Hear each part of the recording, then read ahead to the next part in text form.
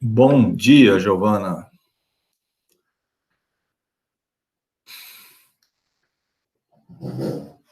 Muito bem.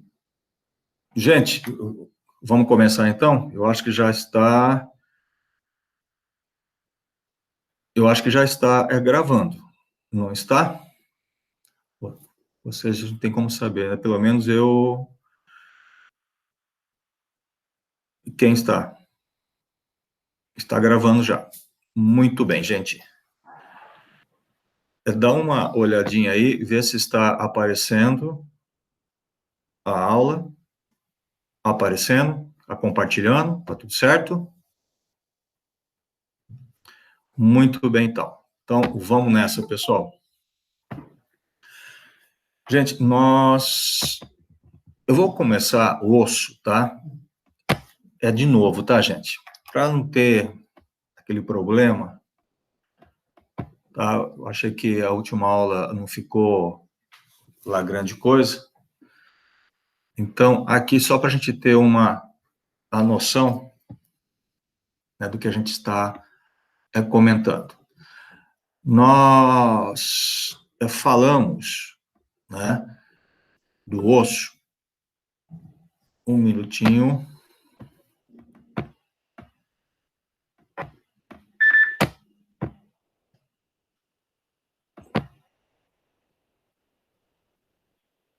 Muito bem, vamos lá, então.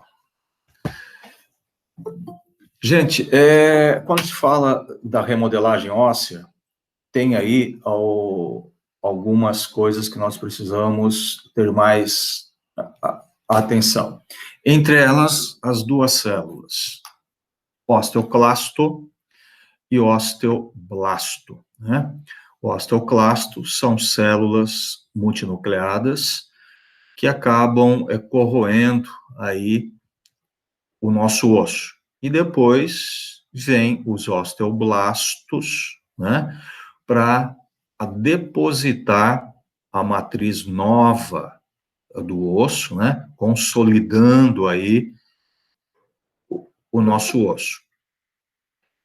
E nós temos, nesse meio, né, hormônios, substâncias endógenas, exógenas, que podem influenciar nessas duas células, como, por exemplo, o calcitriol, né? O calcitriol, eu comentei com vocês na outra aula, que é a porção ativa da vitamina D, né? A vitamina D, nós temos ela como fonte de raios ultravioleta e também de alimentação.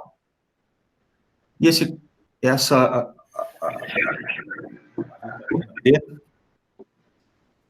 ela vai para o sangue e ela precisa no sangue, né? No sangue, ela precisa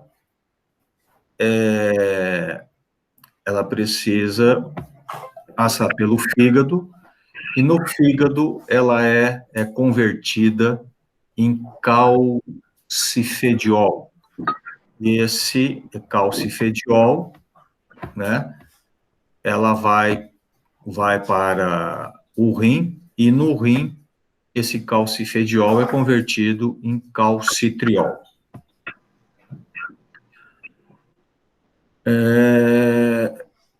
Tem alguém que está com o microfone aberto.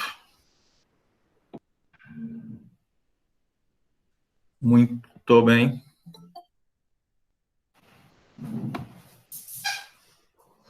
Não dá para deixar essa permissão liberada?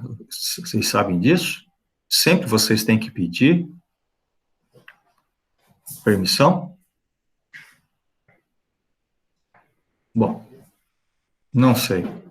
Para mim isso aqui é tudo novo. Vamos nessa.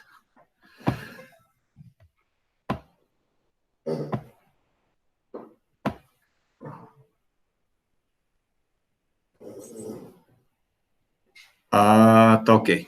Entendi, então. Beleza. Ok, Débora. Obrigado. Gente, então, esse calcifidiol, que foi sintetizado pelo fígado, vai para o rim, e no rim, então, ele é convertido em calcitriol. E esse calcitriol, então, que é a porção ativa da vitamina D. E ele que é uma das principais substâncias aí, estimuladora na absorção de cálcio e na diferenciação também de osteoclastos, né? Nós temos o paratormônio, que é o hormônio sintetizado pela paratireoide. Ele é um importante hormônio no recrutamento de osteoclastos. O paratormônio, a função principal dele, a função principal dele aí é manter o cálcio no sangue. É essa a função dele. Não importa de onde ele tira, tá? Então, se o cálcio no sangue diminui, o paratormônio vai intensificar a absorção pelo intestino, ou vai também estimular a reabsorção de cálcio os nossos ossos. Ele tira do osso para mandar para o sangue. A calcitonina, que é outro hormônio que participa nesse processo de remodelamento ósseo, ela é sintetizada pela a tireoide, né? E a calcitonina, ela faz mais ou menos o inverso do paratormônio. Ela é estimulada quando nós temos um aumento de cálcio no nosso sangue, e aí, então, ela vai fazer o quê? Ela vai transportar esse cálcio do sangue, né? Do sangue para o sangue para os nossos ossos. Então, faz praticamente o inverso o paratormônio. Bem,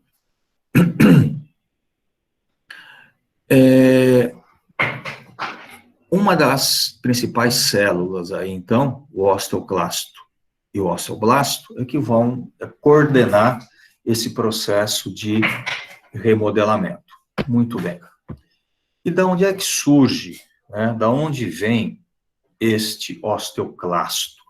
Vejam que o osteoclasto, né, é uma célula multinucleada, e é a célula que é responsável por fazer a reabsorção óssea, o escavamento lá no osso. Muito bem. O osteoclasto, gente, ele tem a sua origem a partir, tá, de uma célula, a partir do osteoblasto, que é estimulado pelo calcitriol, que é estimulado pelo paratormônio, que é estimulado por interleucinas. Esse osteoblasto, ele tem que ser estimulado, né? E essa estimulação vai fazer uma coisa. O osteoblasto, ele tem receptores que nós chamamos de receptor Ranquieli. É um ligante, né? É o receptor Ranquieli. E nós temos uma célula chamada célula progenitor de osteoclasto, progenitor, que possui, tá, um receptor. E esse receptor é chamado de Rank. Quando o Ranquieli do osteoblasto se liga ao Rank, tá, do progenitor de osteoclasto, a ligação do Rank ao Ranquieli vai gerar aí a formação de osteoclastos. Entenderam isso, gente? Então, para mim ter osteoclasto, eu preciso ter o osteoblasto com seu rank L, se ligando ao rank do progenitor de osteoclasto, e aí eu tenho a formação do osteoclasto. Muito bem. Só que eu preciso ter um meio fisiológico de controlar essa síntese de osteoclasto. Eu não posso deixar que haja, tá, uma síntese alta de osteoclasto, porque se eu tiver muito osteoclasto, esse osteoclasto vai acabar corroendo muito o osso. Então, eu tenho um controle fisiológico. Esse controle fisiológico, tá, é dado por a proteína chamada osteoprotegerina. Osteoprotegerina, que no slide está com a sigla OPG, tá? E esta osteoprotegerina, né, ela tem a mesma estrutura do rank. E ela acaba se ligando ao rank L. Só que a hora que ela liga ao rank L, automaticamente ela não deixa esse rank L se ligar ao rank. E sem a ligação do rank L ao rank, você não vai ter estímulo para a formação do osteoclasto. Então, é essa a forma fisiológica de controle de síntese do osteoclasto.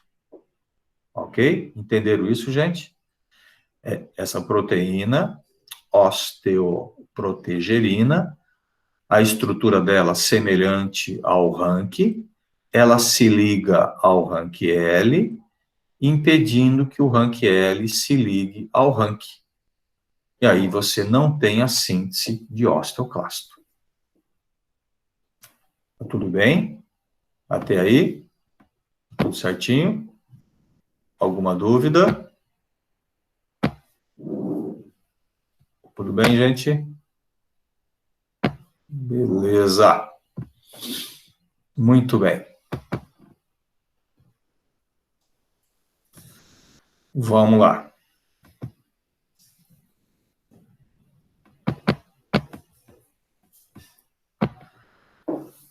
Então, tá aí os hormônios envolvidos, né, na remodelagem óssea. O paratormônio, que a gente já falou, calcitonina, que a gente já falou, vitamina D, a gente já falou.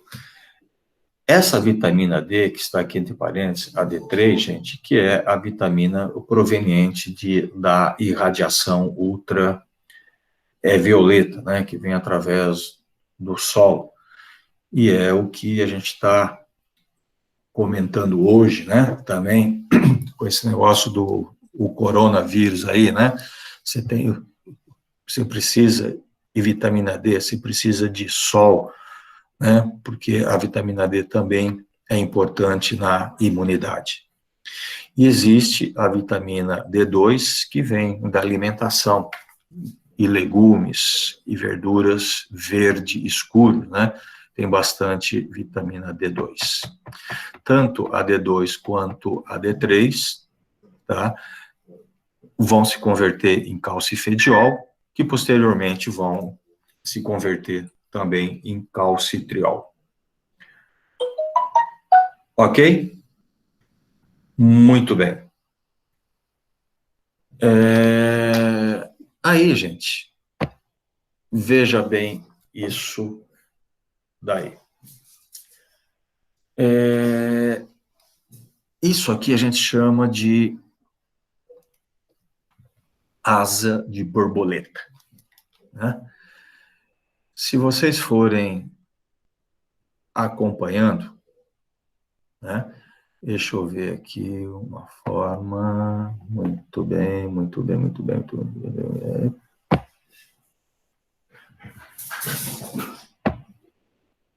Muito bem. Alguém pode acionar o microfone só para falar se está aparecendo bem o laser? Dá um feedback aí. Está aparecendo sim. Obrigado, muito obrigado. Gente, é o seguinte, veja, a concentração sérica de cálcio. Se eu tenho um aumento de cálcio no meu sangue, isso aqui é no sangue, automaticamente eu vou ter um aumento da calcitonina, que é a calcitonina que faz o transporte desse cálcio sérico para os nossos ossos. Se aumenta o cálcio no sangue, as células da glândula paratireoide são sensíveis à concentração de cálcio. Quando o cálcio aumenta no sangue, a paratireoide diminui a liberação do paratormônio. Tá? Isso é fisiológico. Isso é um controle de feedback negativo, fisiológico. Muito bem. Gente, com o aumento da calcitonina e a diminuição do paratormônio, tá? Isso é, vamos supor, um informativo de que o cálcio está alto. Se o cálcio está alto, veja que no rim, tá? Esse 1,25 OH2D é o calcitriol, tá, gente? É o calcitriol. E ele está sendo produzido pelo rim. Então, se o cálcio está alto, aumentou a calcitonina, diminuiu o paratormônio, o meu rim passa a diminuir a síntese de calcitriol. Se diminuiu a síntese do calcitriol, automaticamente eu vou diminuir a minha reabsorção óssea e cálcio. Se eu já tenho cálcio suficiente no meu sangue, eu não preciso tirar cálcio do meu osso. Ok? Muito bem. Se eu diminuir o calcitriol, automaticamente a minha absorção de cálcio intestinal também vai diminuir. Certo? Diminuiu. Por quê? Porque eu já tenho bastante cálcio no meu sangue, eu diminuí o calcitriol, eu diminuí a absorção intestinal. E no rim, o rim, tá? Eu vou ter um aumento da excreção de cálcio. Tudo isso porque o meu cálcio no sangue está alto. Eu preciso ter vários mecanismos de regulação desse cálcio no meu sangue. Só que, veja bem, eu tive um aumento de cálcio. Eu perdi a reabsorção óssea, ótimo. Eu diminuí a absorção intestinal. E eu aumentei, a excreção, e cálcio. Automaticamente, essas ações todas, né, vão fazer o quê? Essas ações todas vão fazer com que o meu cálcio no sangue diminua. Diminuiu agora. Estou com baixa de cálcio no meu sangue. Quando esse cálcio no meu sangue diminuiu, automaticamente lá as minhas células da paratireoide, que são sensíveis à concentração de cálcio no sangue, vão perceber que tem pouco cálcio, automaticamente elas começam o quê? A liberar o paratormônio. Libera, aumentando o paratormônio. O aumento do paratormônio serve de estímulo para a tireoide agora diminuir a calcitonina. Veja que tudo está entrelaçado, né? Os hormônios, um controlando a ação do outro. Então, repetindo, todas essas ações, né, em razão do aumento do cálcio no sangue, isso tudo diminuiu o meu cálcio no sangue. Com a diminuição do cálcio, a paratireoide começa a liberar o paratormônio. Lembra que é o paratormônio que regula a concentração de cálcio no sangue. Ele aumenta, ele tende a manter o cálcio no sangue. Automaticamente, o aumento dele diminui a calcitonina. Então, agora estou com baixa de cálcio no sangue, aumento do paratormônio, diminuição de calcitonina. Muito bem. A primeira coisa que o paratormônio faz, ele estimula o aumento da síntese de calcitriol. A primeira coisa. Eu passo a ter aumento de calcitriol, tá? E eu passo a ter uma diminuição da excreção renal e cálcio pelo aumento do paratormônio. Eu diminuo, então, a excreção e cálcio pelo rim, eu aumento a produção de calcitriol pelo rim. Esse aumento de calcitriol vai fazer uma coisa importante. O aumento do calcitriol, ele leva a um aumento na absorção intestinal e cálcio. Eu devo ter comentado na outra aula que a vitamina D, ela potencializa, né, a absorção de cálcio. Tanto que vários fármacos repositores de cálcio, né, vem sempre associado à vitamina D, né, para potencializar esse aproveitamento de cálcio. Certo? Muito bem. O paratormônio, o aumento dele, juntamente com o aumento da calcitonina, do calcitriol, leva também a um aumento da reabsorção óssea. Então, veja, o paratormônio, ele não está preocupado com o osso, ele está preocupado com o cálcio do sangue. Nem que para isso ele tenha que tirar o cálcio do meu osso. Ok? Então, a diminuição do cálcio no sangue, tá? Diminui a excreção de cálcio pelo rim, aumenta a produção de calcitriol, que aumenta a absorção intestinal de cálcio, que, juntamente com o paratormônio, também aumenta a reabsorção óssea e cálcio. E aí, nós temos uma somatória de efeitos.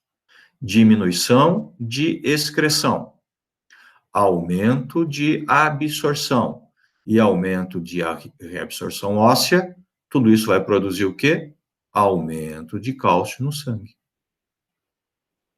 E aumentou o cálcio no sangue, tudo volta a se repetir. Aumento da calcitonina, diminuição do paratormônio, e o ciclo volta a acontecer. Então, veja que isso é constante, tá? Isso é um controle constante do cálcio no nosso sangue. Tudo bem, gente?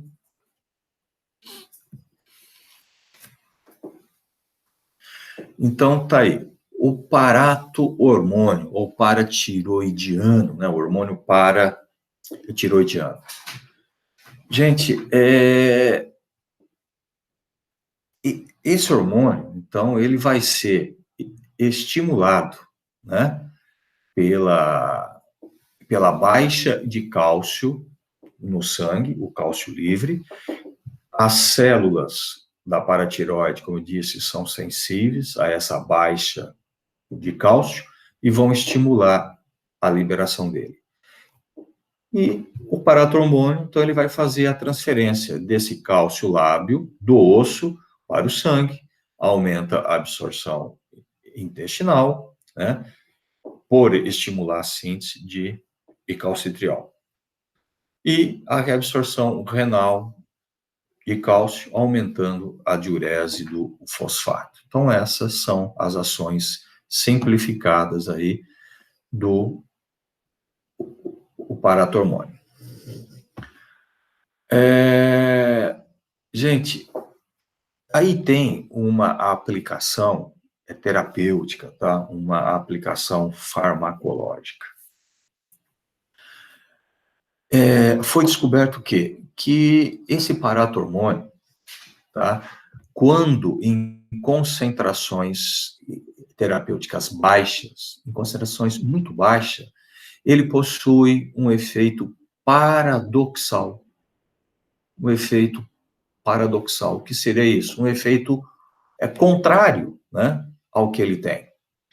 Estimulando os osteoblastos, intensificando a formação óssea. Veja como é interessante, né? O paratormônio, fisiologicamente, ele se preocupa com o cálcio do sangue. Nem que para isso ele tenha que estimular a reabsorção o cálcio do osso e mandar para o sangue.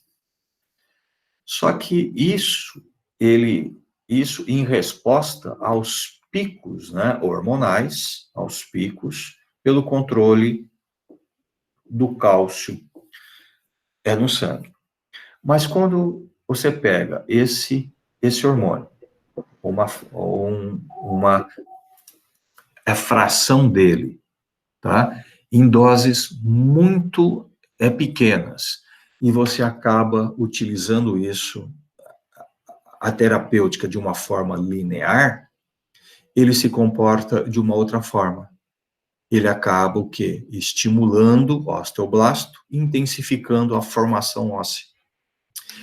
E isso é interessante, é importante, porque a gente usa hoje esse hormônio nessas concentrações, nessas condições, para o tratamento de osteoporose.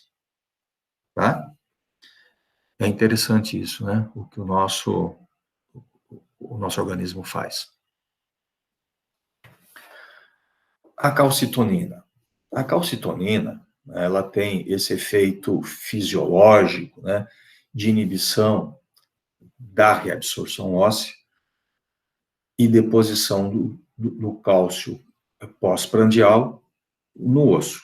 Então, quando você se alimenta, né, você tem a absorção desse cálcio, esse cálcio vai para o sangue, aumenta a concentração dele no sangue, aí a calcitonina é liberada, vai lá, pega esse cálcio e leva para os nossos ossos, né? É liberada quando ocorre elevação, então, desse cálcio sérico, desse cálcio no sangue, e é suprimida por hipocalcemia, né? Quando o cálcio diminui, você tem a liberação, o paratormônio, que acaba diminuindo aí a liberação da calcitonina. A calcitonina, gente, a gente também usa ela na clínica, tá? Ela é utilizada, né, como fármaco. A gente usa muito a calcitonina de salmão, apesar que existe hoje também já a de humano, né? É recombinante, para o tratamento também de osteoporose, né? Gente, e até interessante, a gente vai ver isso em farmacologia, mas se você vê alguém da família que estiver utilizando, o médico fala, você usa de segunda a sexta, sábado e domingo você não usa. E por que isso?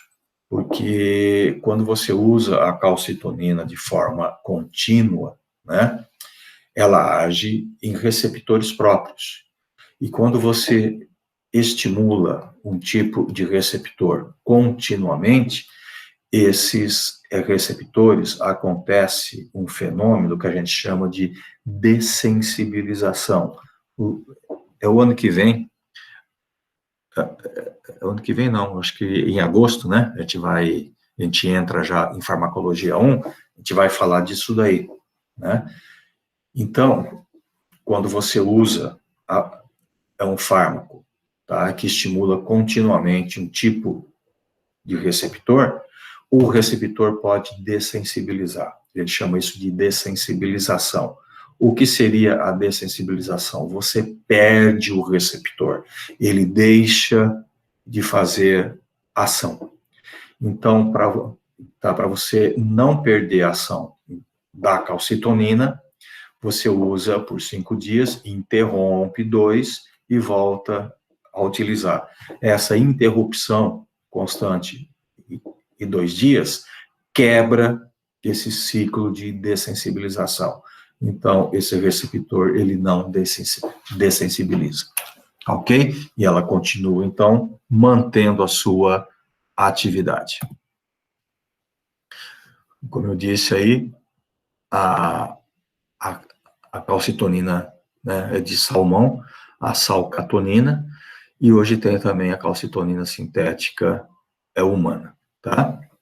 Administrada subcutânea e também nasal, em spray, tá? Ela pode dar náusea, vômito, pode dar um rubor facial, sensação e formigamento nas mãos, tal. Isso aí é alguns efeitos da a calcitonina.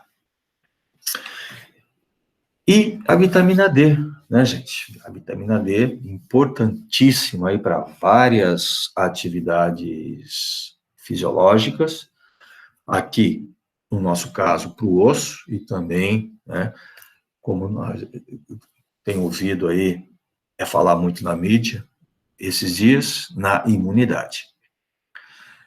Bom, a vitamina D, gente, é até meio perigoso, você está falando muito hoje, né, aí na mídia, porque as pessoas vão querer usar aí, né, a vitamina D, e a vitamina D, ela precisa ser muito controlada, né, ela é um tipo de vitamina lipossolúvel, né, então ela pode se depositar, e altas doses pode provocar intoxicações, principalmente hepáticas, tá? Então, a vitamina D é um pré-hormônio, né? Que é convertido em diversos metabólitos biologicamente ativos. O ergocalciferol, que é AD2, ergosterol, é das plantas, né? Como disse, ela vem das plantas. Aquelas plantas verdes, né? Verde escuro. O colecalciferol, que é AD3, que é produzido pela pele a partir de irradiação ultravioleta. Tanto AD2 quanto AD3, né, vão para o fígado e são sintetizados em calcifediol. Calcifediol. Esse calcifediol vai para a circulação, passa pelos rins e é transformado em calcitriol, né? E esse calcitriol que realmente é a parte hormonal, que é o hormônio, que é a porção ativa da vitamina D, calcitriol. Pacientes com insuficiência renal, eu já disse isso para vocês, precisam fazer a reposição de calcitriol. Pacientes com insuficiência hepática, cirrótico, né, hepatite, precisam fazer uso, né, de calcifediol, tá? Ou fazem uso já direto do calcitriol, tá? Eu vou dar um pouquinho de atenção aqui, tá? Porque ela tá querendo cola, ela tá carente, tá bom? Pronto? Já falou oi para todo mundo? Pronto. Agora vai lá. Muito bem. O calcitriol, gente, ele... Um pouquinho... Deixa eu ver aqui uma coisa. Alguém falou alguma coisa?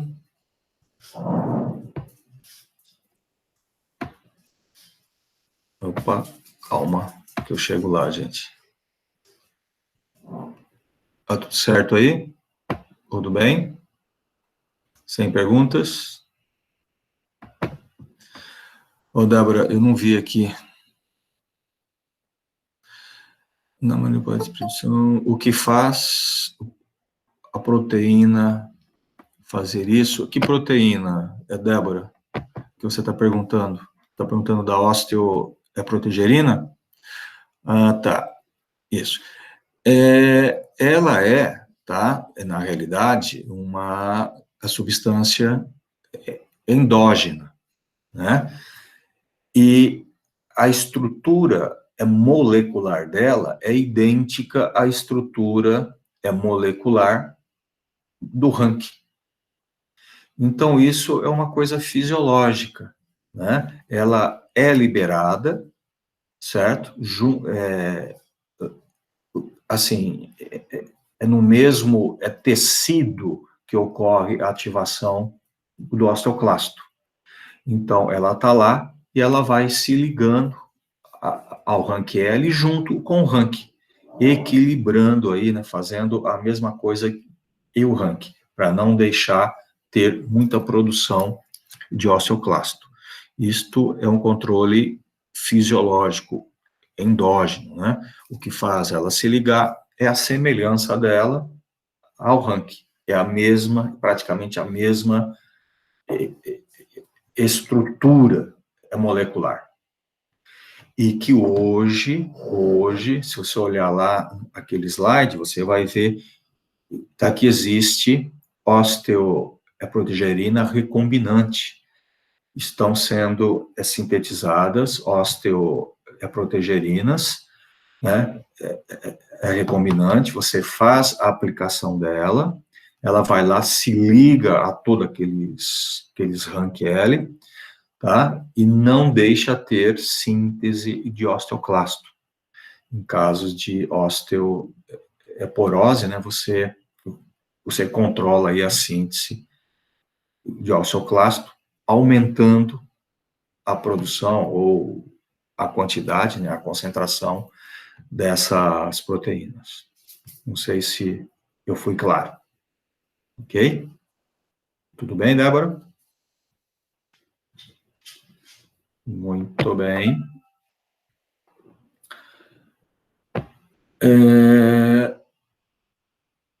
Ok. Muito bem.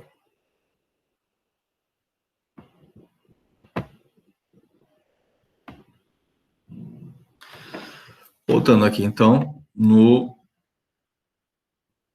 calcitriol, né? Estimula, então, a absorção de cálcio, fosfato intestinal e a mobilização do cálcio a partir do osso.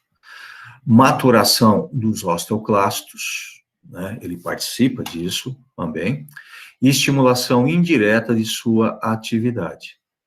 Diminui a síntese de colágeno pelos osteoblastos. Interessante, né, que a hora que você olha aqui, fala, pô, o calcitriol, ele é importante para o cálcio, tá, mas ele ajuda na maturação de osteoclasto e estimula indiretamente, né, a atividade dele, que é o quê? Reabsorção óssea, e diminui a síntese de colágeno, né, de osteoblasto. Então, ele faz mal. Não, não é que ele faz mal, tá? Ele tem essa atividade fisiológica. E na clínica, veja o interessante, né? Quando você tem, tá, uma perda de tecido ósseo associado à baixa de vitamina D, a hora que você faz a reposição de vitamina D, você regulariza a massa óssea. É interessante isso, né? Então, a gente usa isso na prática também.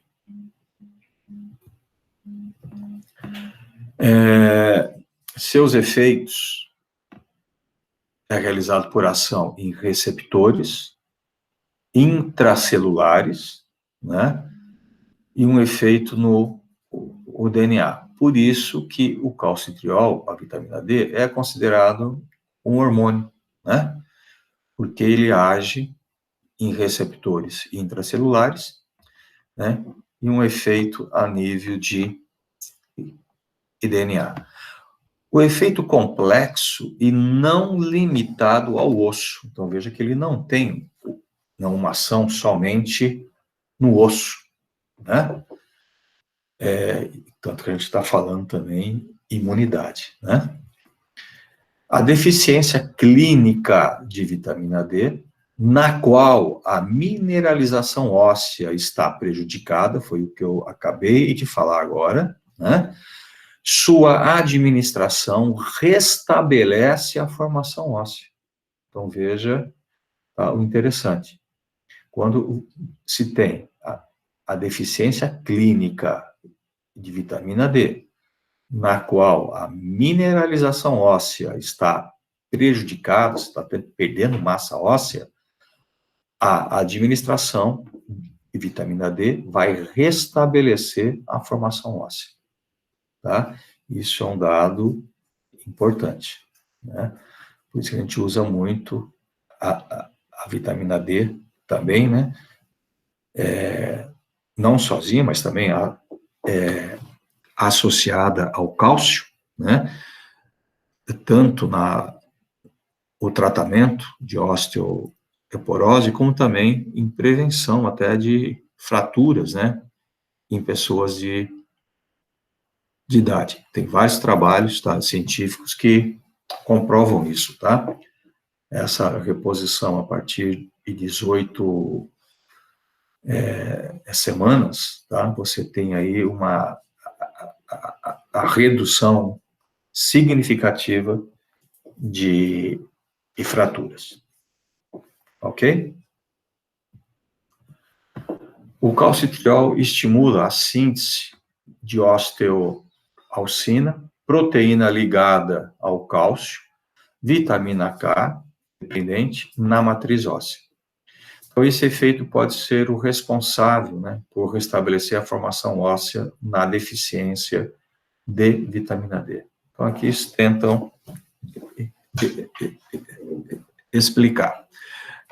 E tem mais um serzinho aqui que está me perturbando, porque quer aparecer também. Então, fala oi. Fala oi. Pronto? Já apareceu? Já apareceu? Já? Então, agora vai.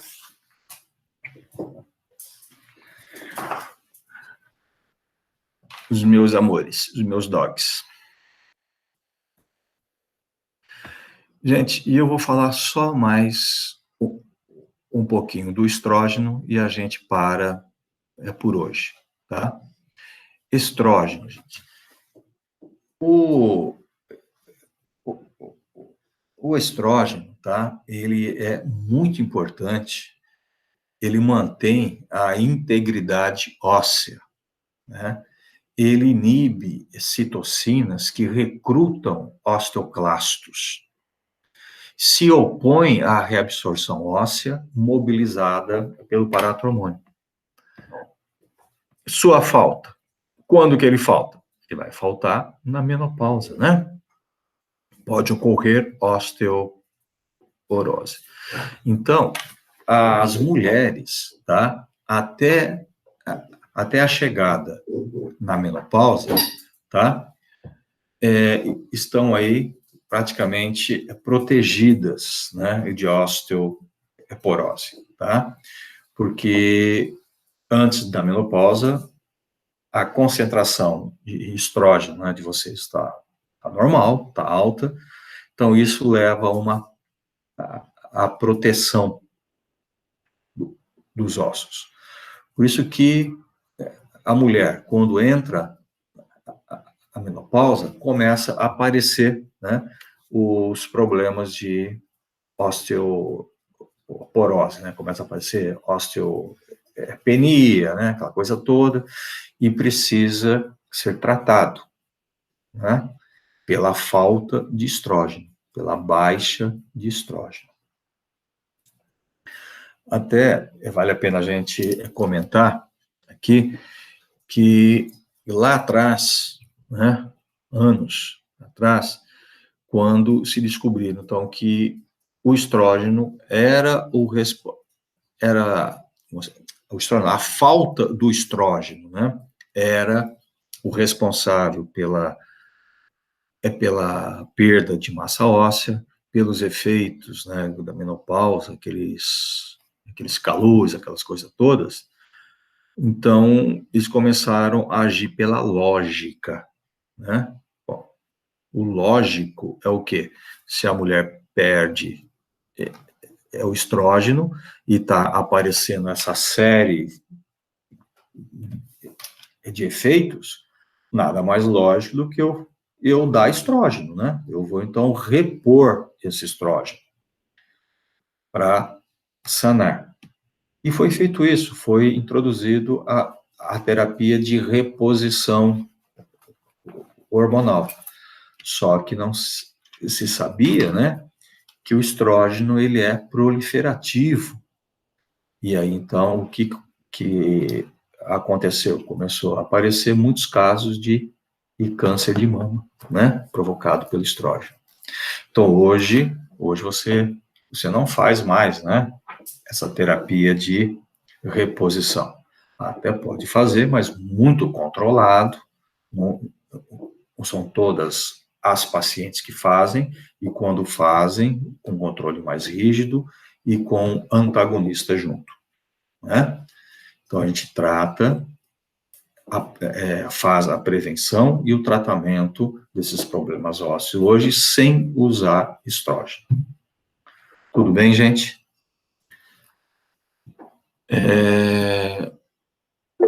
Pessoal, a gente poderia estar interrompendo a nossa aula hoje, para não ficar muito longa. Queria saber se está tudo bem, o que vocês acharam. A Débora fez mais uma pergunta aqui: qual o tratamento preventivo pode fazer para evitar males ósseos à menopausa? Ora, Débora, uma forma que se usa hoje, né, em farmacologia, a gente vai detalhar, né, isso aí. Mas a própria reposição de cálcio e vitamina D é uma forma. E se isso como a prevenção, tá? Mas o tratamento, vamos supor, já começou, né, a deformação óssea. O que você pode, o que a gente usa hoje, são fármacos que inibem também a atividade dos osteoclastos. São os bifosfonatos, né? Os alendronatos, né? Esses fármacos que a gente toma para inibir a atividade do osteoclasto, ok? A Giovana, professor, etileno estradiol seria o mesmo que o... Sim, sim, é um estrógeno, tá? É um estrógeno. É a mesma coisa. Tudo bem, pessoal?